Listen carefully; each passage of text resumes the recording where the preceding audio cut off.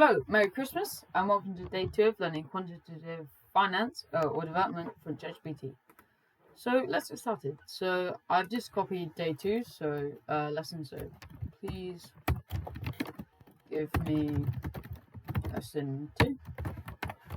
I normally always just paste in what the actual lesson is because it has a thing for hallucinating.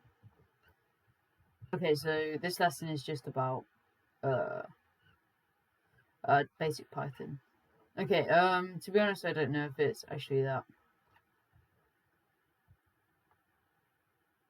Okay, wait, let me see if there's anything I don't know. Dict list. Okay. Yeah, so you don't need to explicitly do that. Okay, it's fine. So take an input for principal and time period in years. Calculate simple interest. Okay, well that's easy. So we could just do but we could put the brackets p times r times t divided by 100 outside the brackets. Calculate compound interest. Really? Okay. Yeah, this is all really simple. So I'll just answer these questions.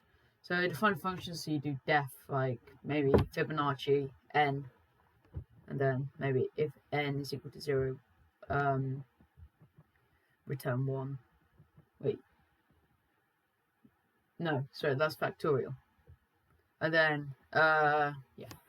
So that would be list comprehension, create a list of squares of numbers from 1 to 10. Example output.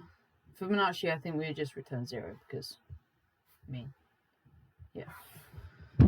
So write a list comprehension to create a list of squares of numbers 1 to 10. Well, I suppose we could do for I in range 1 to 10 list dot append I squared. Well, I times I. Difference between for loops and while loops. So for iterate, you do it a certain number of times while the condition is true. Well, so for is while a condition is true, but also it has a variable inside which increments or decrements by a specific number. So yeah, that's all for today's lesson. So thank you for watching, and I'll see you in the next video. Goodbye.